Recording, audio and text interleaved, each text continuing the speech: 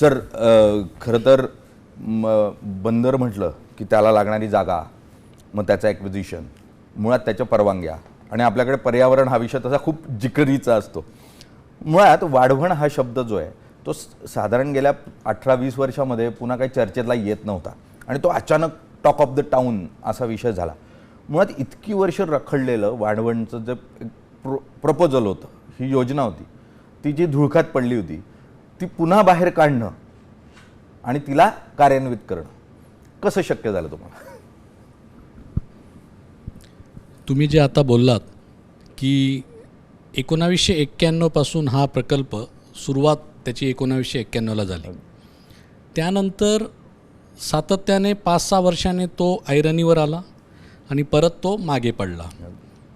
पण 2016ला जेव्हा माननीय नितीन गडकरी साहेब मंत्री होते या खात्याचे, त्यावेळेस तो परत एकदा पुढे आला आणि तेव्हा आजचे मुख्यमंत्री आणि आताचे मुख्यमंत्री या दोघांनी या प्रकल्पाला पुनर्जीवित असं केलं आणि त्यानंतर खऱ्या अर्थाने त्याला चालना 2020 फेब्रुवारीला जेव्हा या वाढवण बंदराला एक 13वं बंदर म्हणून, जे केंद्र सरकारचे मेजर पोर्ट ऑथॉरिटी ॲक्ट आहे त्याद्वारे याला 13वं बंदर म्हणून घोषित केलं आणि त्यानंतर याला गती मिळाली आणि त्याला तत्वता मान्यता आपल्या केंद्रीय मंत्रिमंडळाने दिली.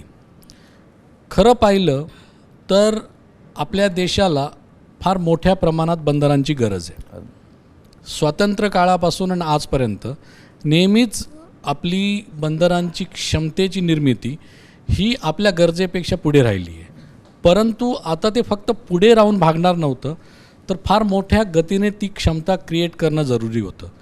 त्यामुळे वाढवण बंदराची निर्मिती ही आवश्यक झाली आणि म्हणून इतक्या वर्ष जसं आपण म्हणतो मराठीत डब्यात गेलेला प्रकल्प पुन्हा आपण बाहेर काढला आणि त्याला आता या महिन्यापासून ज्याला आपण म्हणतो की बांधकामाला सुरुवात होते तिथपर्यंत त्याचा हा प्रवास मागच्या 5 वर्षात खऱ्या अर्थाने मोठ्या वेगाने झाला आणि मागच्या 1 वर्षात मात्र तो ज्याला आपण म्हणतो अतिजलद गती. देश विदेशातील प्रत्येक घडामोडींचे लाईव्ह अपडेट मिळवण्यासाठी आता साम टीव्हीच्या सर्व सोशल मीडिया प्लॅटफॉर्मला लाईक, फॉलो आणि सबस्क्राईब करा.